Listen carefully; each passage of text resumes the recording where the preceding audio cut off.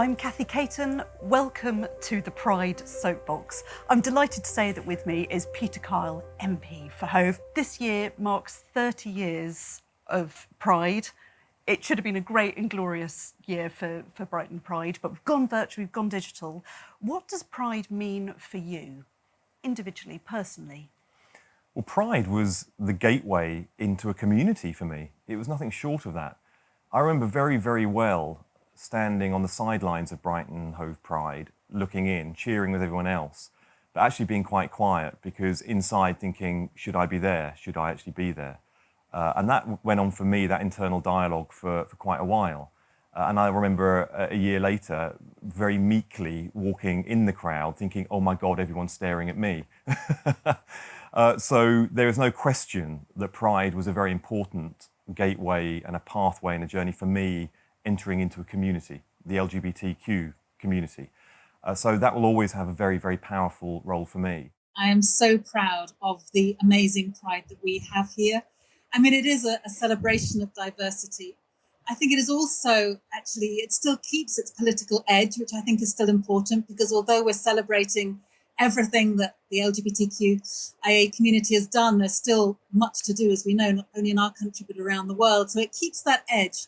But essentially, I think it is just the most inclusive, welcoming, joyous celebration of people being who they are. Those who I think just say it needs to be a protest, I think miss the hearts of people, because people need to feel like there's some fun in it.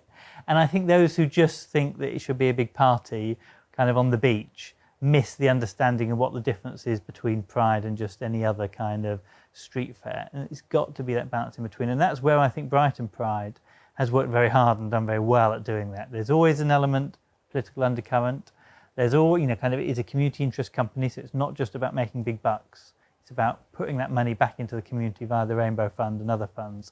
But at the same time, it's also fun. You've got great acts, you've got a bit of music, you've got a street party that is in my constituency that goes on for 2 and a bit days, really. Always at the very, very heart of Pride has been its political mission to deliver rights, to deliver freedoms, and to give voice to people who have been voiceless or had their voices trampled on, suppressed by the state. We have to remember this. Our freedoms weren't just ignored, they were actually suppressed by legislation. So the role that Pride played in this as a protest movement and something that's celebrated in a positive way and gave us the chance, actually, yes, once a year to have a party, all of these things wrapped up into one have been really very important. How can we protect the hard-won rights that the LGBTQ community have in the UK, and how can we make sure that we look after our trans and non-binary siblings? I think that's an incredibly good question, because I think what it demonstrates really is that you can never be complacent. We can never be complacent about rights that have been won.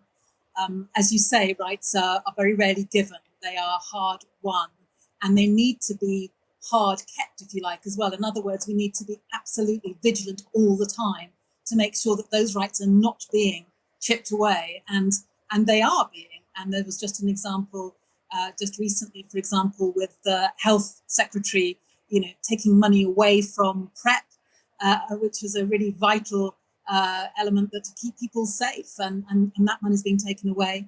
And you rightly identify as well the issues around the trans community, and we mustn't allow ourselves to be divided, I guess. And what is important in this debate is that we know that trans people are far more likely to have attempted suicide, are far more likely to have shortened lives, are far more likely to struggle in discrimination at the workplace, and that is because there are issues that we have not worked out, and some of them are legal issues, some of them are social issues, but all of them are issues that we collectively should take responsibility for. And there is a way forward where everyone's rights and everyone's spaces can be defended, but only if we're willing to engage with the actual real issues that the trans community are reporting, and not on these kind of straw man arguments that are really mythical issues, or the example of one that really proves nothing. And it is the distortion around the debate. And I think we have a real challenge at the moment, because I see a lot of people who are allies, either not trans, but allies to the trans community who are taking very firm positions. We see people who are allies to the feminist movement taking very firm positions. And we've got to get to the point where we do two very, very key things.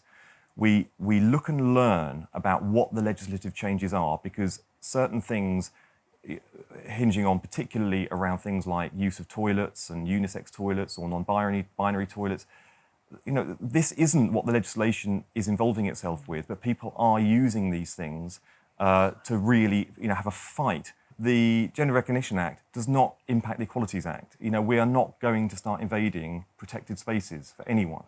So that's important. I think the other thing I just want to say is that, as somebody who is gay, I've always really, really welcomed and enjoyed people who have sincere questions about what it's like being gay, particularly from parents, grandparents, and relations and friends who just want to get it right when people who's in their network make the journey themselves or coming out, and they want to be a good friend or relative to them. I was walking down the street about a year and a half ago, and an elderly lady stopped me in the street, and we just passed, and she just went, "Peter, wonderful. I really want to, my grandson, he's like you." And I could see her just agonising because she instinctively wanted to have a conversation, and then she was paralysed with a fear of using the wrong word. And I don't want that. There is nothing that she could have said that would have upset me, because she was trying to do the best for her grandchild. And she was also really proud of her grandchild. She wanted to tell me that her grandchild was gay. And I said, "Is he gay?" And she said, "Yes," like that, So, there are some people who have really sincere questions that they're going to ask about the issues relating to the trans community. They might get the words wrong. They might misphrase it. So what we have to look for, I think, is the sincerity that people have. And then we have to help them. If they're sincere, we can take people on a journey, and we need to really engage with them in a really meaningful way that has empathy at its core, because I think empathy has really started to drain from the debate, and that really worries me.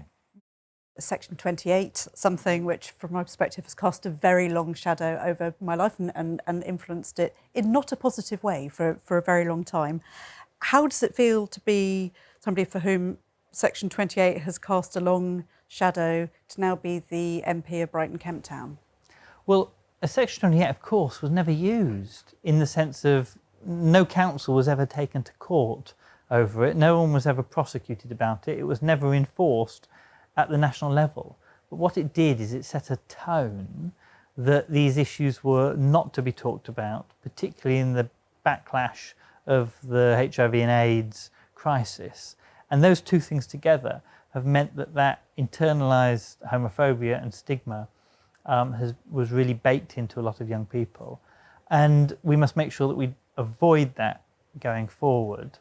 But I think also we can see how far we've come along. You've got Peter and I here in the city as MPs, but you've also got across the country young people now growing up without that experience whatsoever.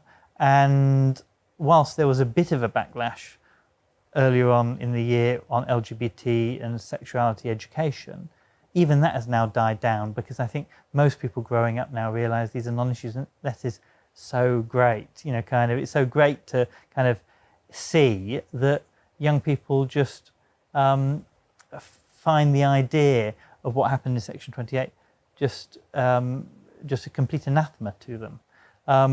But other countries have similar Section 28s. Russia and many countries in Africa, many states in the US still try and enforce similar kinds of bans, and it's important that we continue to support and make progress on that. I didn't know a single gay person in my school. I didn't know, I didn't have any friends who identified as gay or lesbian, and for me that was clearly, questioning myself. You just suppress it, but I remember vividly all these years later that being read out, and I can still feel the pain because I knew full well that statement was aimed at me. Now, the problem around that was that the debate publicly didn't reflect either what we were calling for as a community at the time. Of course, I wasn't part of that community at the time, but what the community was calling for, or actually what the legislation did in itself, because I don't believe the legislation did what people thought it did. The solidarity that we should be showing with other countries who still have far to go, how should we go about that? Well, I think that the campaign that there now is to try to keep pressure on the government not to repatriate people back to countries where we know that they run a serious risk of being imprisoned, of torture, even of death. And the idea that we would have a government that would still be sending asylum seekers and others back to those kinds of countries, I think is just immoral. So I'm proud that there is such a strong campaign now that is very fierce about that and saying it is just simply unacceptable. And people who will literally go and sit on runways to stop the planes taking off. I have so much respect and solidarity for them. What can Brighton and Hove do you think, to ensure that Black Lives Matter? Well, I think the first thing we need to do is each of us need to ask ourselves what we can do. And that means that Brighton and Hove is no different to any other community, because ultimately we can't expect just the authorities to solve this problem. There is systemic problems, which runs particularly through three sectors in my mind. That's the courts, it's law enforcement, and it is in the business community. They are the three sectors that really have the most amount of institutional racism, and we need to find ways of dealing with the systemic issues in all of those. But we're ultimately only going to solve this problem if we do something ourselves. And that means, however many times we post on social media that we're supportive, which is important, it's an important first step. However many times we protest, which is important, we have to ultimately ask ourselves, each as individuals, what am I doing tomorrow that I am not doing today? Because if we're not answering that question in a positive way, then nothing's going to change. Working towards a greener future, do you think that's possible, and how, if so? I think these are just such extraordinary times, aren't they? I mean, they've been the worst of times, absolutely, for sure. And my heart goes out to everyone who's been on the front line of this. But it has also given us a glimpse into what can be the best of us as well. I was reading an amazing book by Rebecca Solnit, a US writer, called A Paradise Built in Hell. And it's all about how actually at times of enormous disaster, and she talks about 9/11 or Hurricane Katrina, she talks about how that can also give us a glimpse of who we can be ourselves. And in that sense, I think we've seen such a strong sense of community, of fellow feeling, and of care for nature. And one of the interesting things about these last few months is that it's challenged our sense of what is possible. You know, if you'd asked me 6 months ago, is it possible that the government would be paying the salaries of 9 million people, renationalising the rail services, and finding the magic money tree that was always down the bottom of the garden, I would have said, you know, they'd be daft, this isn't going to happen. But it has happened. And I think that sense of a wider sense of what is possible is what gives me hope when it comes to thinking about how we can use this moment now to gather pace and momentum for the environmental crisis and the climate crisis, and to genuinely build back better in the phrase that's being picked up by so many people. Because the government can no longer turn around and say to us that there's no money, because they've demonstrated that when the political will is there, money can be found. They can no longer say, don't listen to the experts, because they've seen where that leads, and it leads to thousands upon thousands of deaths. And I think people have now got a real sense of our own power, in a way, that there are things we can do. So my hope is that out of all of the horror of the last few months, we can pull something out of this that does mean we can create a better world as a result. We're aware of the huge issues around mental health within our community. We know that we have a much higher incidence of mental ill health, lots of things that have been exacerbated by lockdown and by physical and social isolation.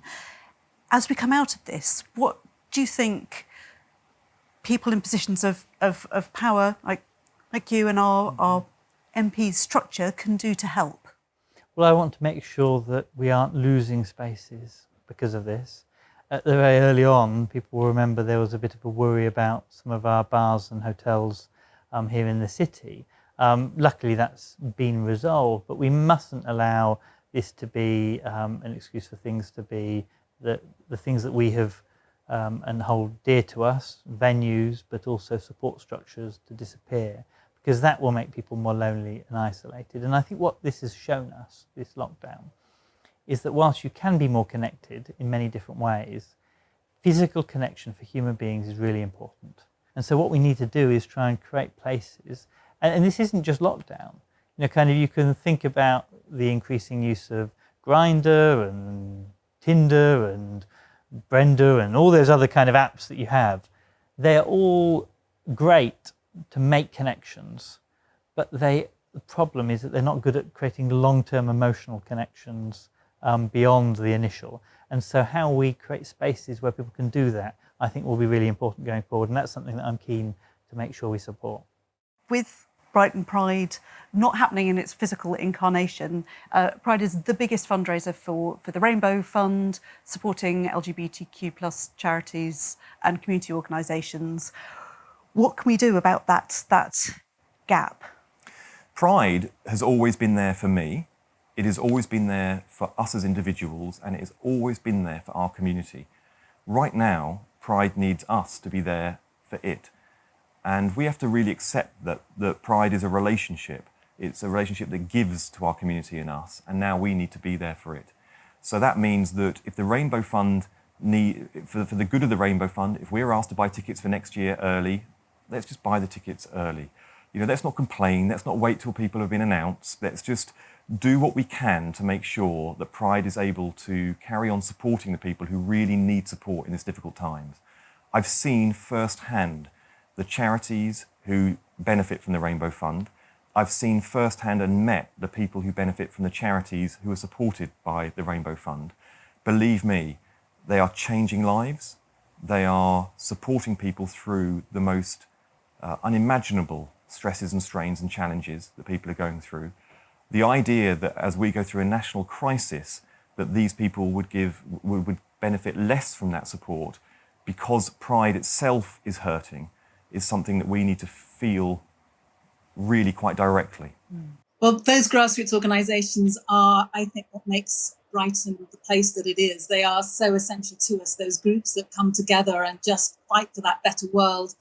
And we need to support them. And I guess part of that will be by having this amazing virtual Pride, the online Pride. I hope that we can persuade people to part with some money, kind of in recognition of what you and everyone else is doing to make Pride special in this 30th year, even if we can't all be together.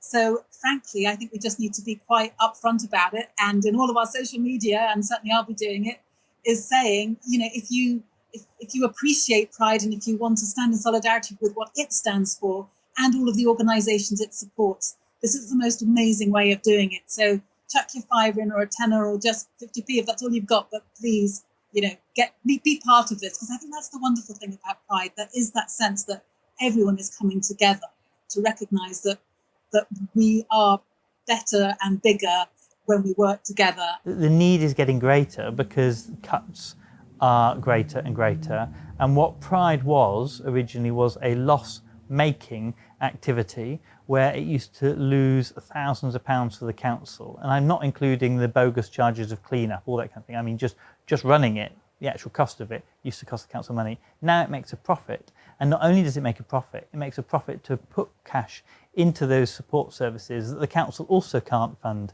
anymore and has had to withdraw its money from. And so it saves the council hundreds of thousands of pounds every year, and it saves the community because it provides those services for mental health, those services for street safety, those services for HIV projects, but also just services in the community that are not necessarily just focused on the LGBT plus community, just making things nicer in the street, St James's Street, and the surrounding areas. So it's very important, I think, that we recognise that, and it's very important the council recognises that it would be robbing Peter to pay Paul to try and charge Pride for more, and it would also needs to promote people giving, because it's a great way that the local community supports its local action.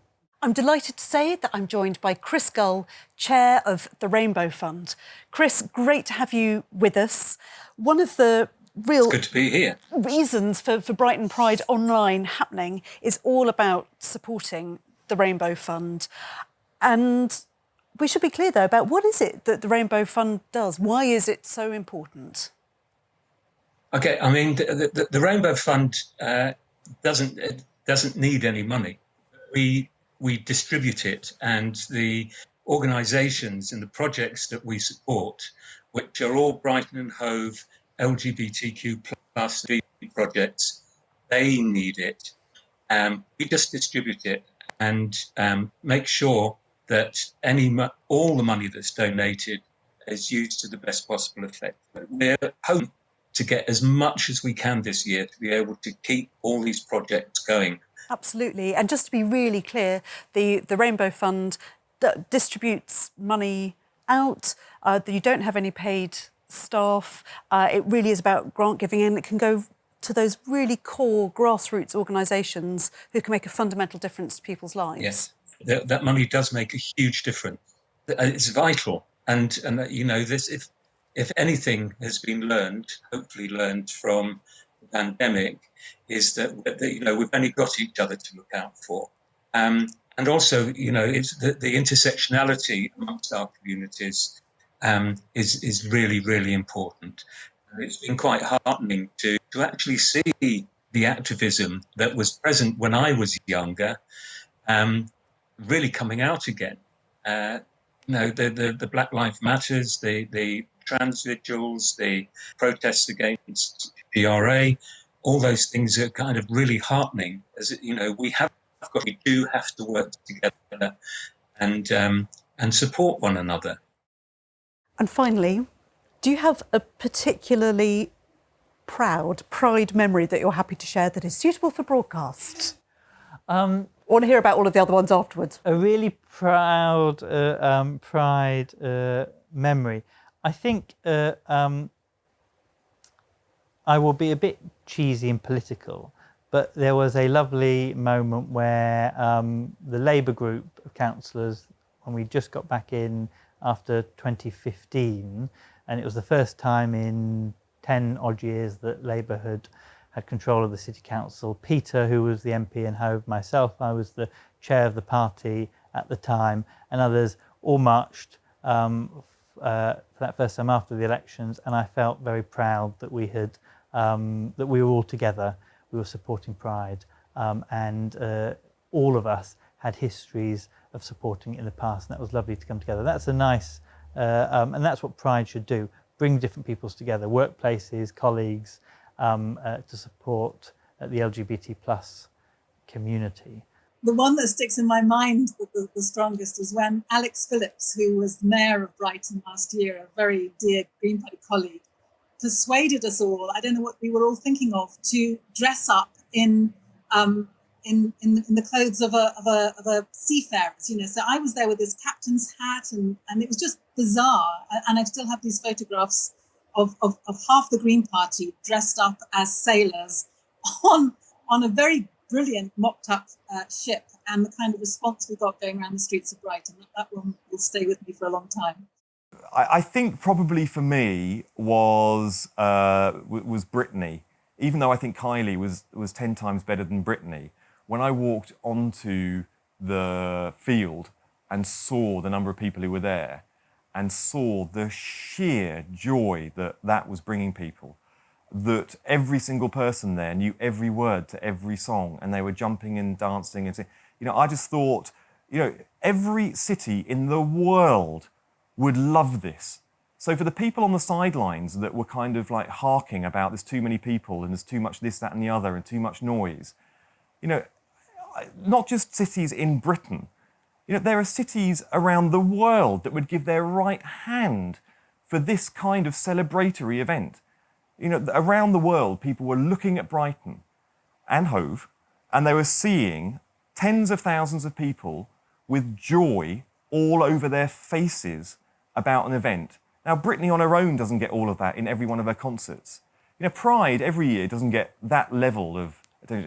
Together, we managed to create something that added up to more than the sum of its parts. The pull and the traction of the celebration of diversity that we have in Brighton and Hove every year via Pride, combined with the sort of pulling power of getting these big sort of people that just cause excitement in as well on top, We have something really, really special here.